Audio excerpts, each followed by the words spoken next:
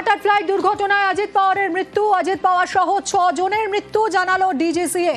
মহারাষ্ট্রের বারামতিতে ভেঙে পড়ে চার্টার ফ্লাইট। মৃত্যু মহারাষ্ট্রের উপমুখ্যমন্ত্রী অজিত পাওয়ারের। বারামতিতে সভা করার কথা ছিল অজিত পাওয়ারের। অবতরণের সময় দুর্ঘটনার কবলে পড়ে চার্টার ফ্লাইট।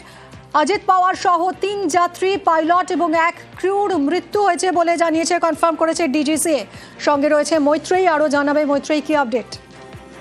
দেখো, এখন পর্যন্ত ডিজিসিএর তরফ থেকে যেটা জানা যাচ্ছে যে অজিত পাওয়ার ডেপুটি সিএম মহারাষ্ট্র অর্থাৎ উপমুখ্যমন্ত্রী মহারাষ্ট্র, তিনি এই চার্টার্ড ফ্লাইটের এবং সেই চার্টার্ড ফ্লাইটে তার সঙ্গে 2 জন আরো ছিলেন, তার পিএসও এবং একজন অ্যাটেন্ডেন্ট ছিলেন, এছাড়াও 2 জন ক্রু ছিলেন, পিআইসি অর্থাৎ পাইলট ইনচার্জ এবং একজন ক্রু মেম্বার ছিলেন, এবং প্রত্যেকেরই মৃত্যু হয়েছে বলে ডিজিসিএর তরফ থেকে জানানো হয়েছে।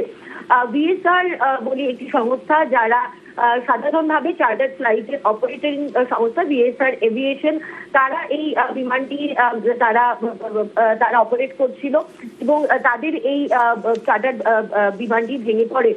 এবং কারা অপারেট করছিল মৈত্রী, আরো একবার যদি বলো। মিমি, তোমার প্রশ্নটা আরেকবার রিপিট। চার্টার্ড ফ্লাইট কারা অপারেট করছিল?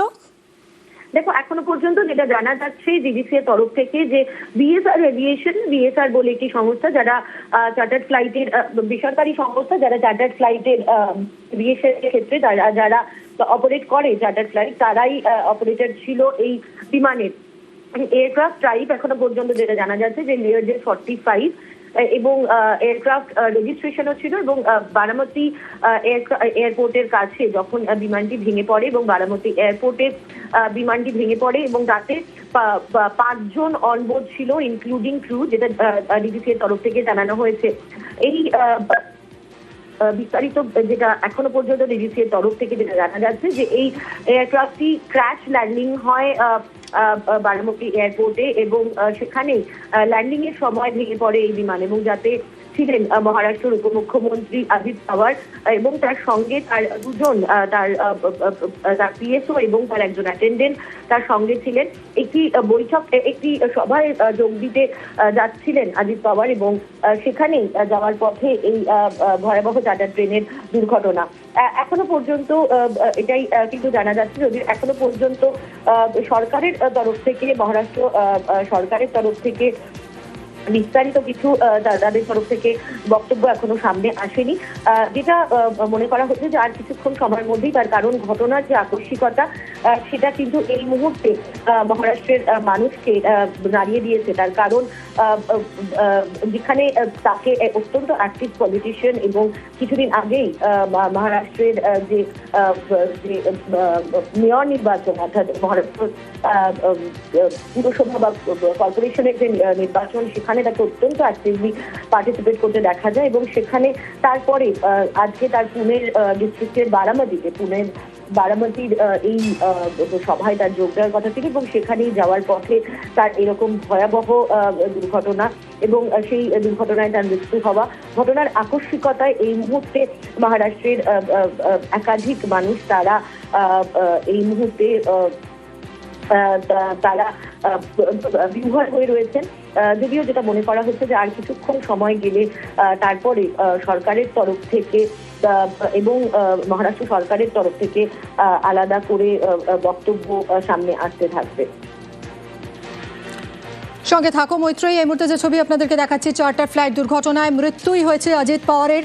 অজিত পাওয়ার সহ আরও 5 জন ছিলেন এই চার্টার ফ্লাইটে। বারামতিতে যাচ্ছিলেন, বারামতিতে সভা ছিল আজ অজিত পাওয়ারের, এবং ল্যান্ডিংয়ের সময়ই ভেঙে পড়ে চার্টার ফ্লাইট। যে অবস্থা ছিল এই চার্টার ফ্লাইটের, দুর্ঘটনার এতটাই তীব্রতা ছিল, একেবারে ভস্মীভূত হয়ে যায়, এবং তখনই মনে করা হচ্ছিল যে যাত্রীদের বেঁচে থাকার আশা অত্যন্ত ক্ষীণ। এবং কিছুক্ষণ পরেই ডিজিসিএ কনফার্ম করে অজিত পাওয়ার সহ 5 জনেরই মৃত্যুই হয়েছে। আবির রয়েছে আমার সঙ্গে, আরও জানাবে। আবির, কি খবর পাচ্ছ? দেখো, যে বিমান সেটি হচ্ছে একদম অত্যন্ত আধুনিক, এবং একে বলাই হয় হচ্ছে সুপার লাইট বিজনেস জেট, এবং 2012 সাল থেকে বিভিন্ন এক্সিকিউটিভ বিজনেস ক্লাসের জন্য যে চার্টারগুলিকে ব্যবহার করা, তার মধ্যে এটি অত্যন্ত গুরুত্বপূর্ণ ছিল। এখনো পর্যন্ত যেটা খবর পাওয়া যাচ্ছে সেটা হচ্ছে যে ক্র্যাশ ল্যান্ডিং করেছে এবং যেখানটাতে বিমান বা চার্টার্ড বিমানের অংশটি ধ্বংসাবশেষ রয়েছে সেটি রানওয়ে থেকে বেশ কিছুটা জায়গা সরে গিয়ে পড়েছে।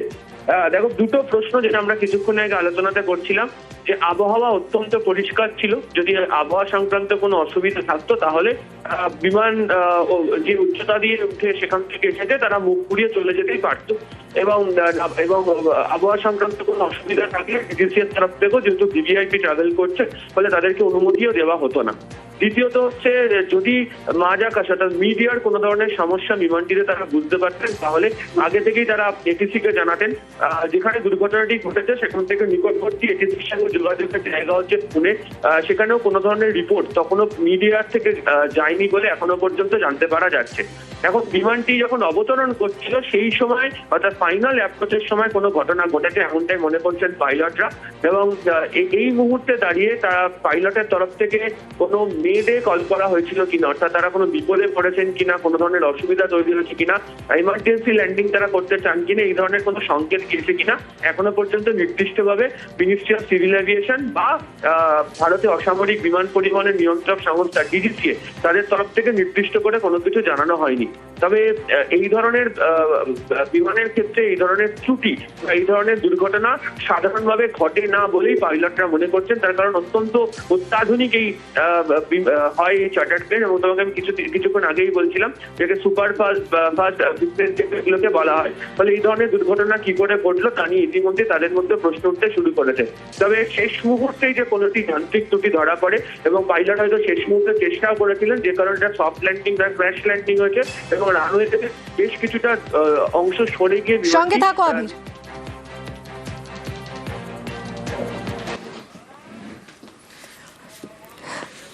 যেরকম জানাচ্ছিল আবির, অত্যন্ত অত্যাধুনিক এই ফ্লাইট এবং এখানে এই চার্টার ফ্লাইটে এই ধরনের দুর্ঘটনা কি করে ঘটে सूचनाएं आ रही है।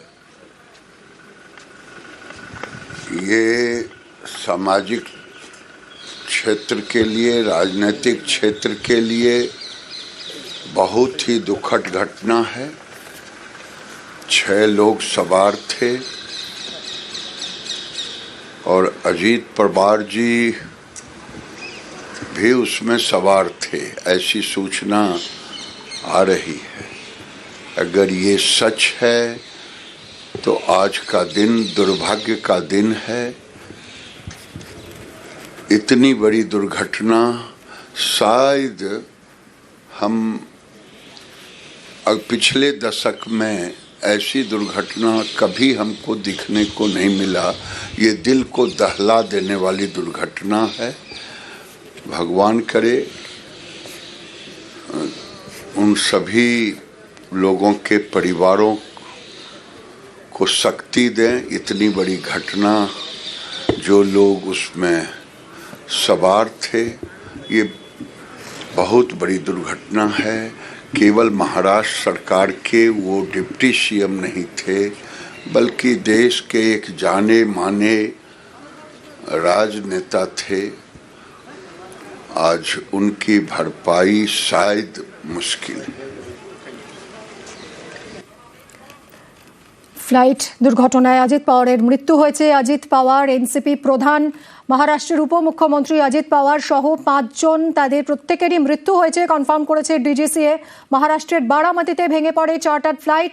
মৃত্যু মহারাষ্ট্রের উপমুখ্যমন্ত্রী অজিত পাওয়ারের।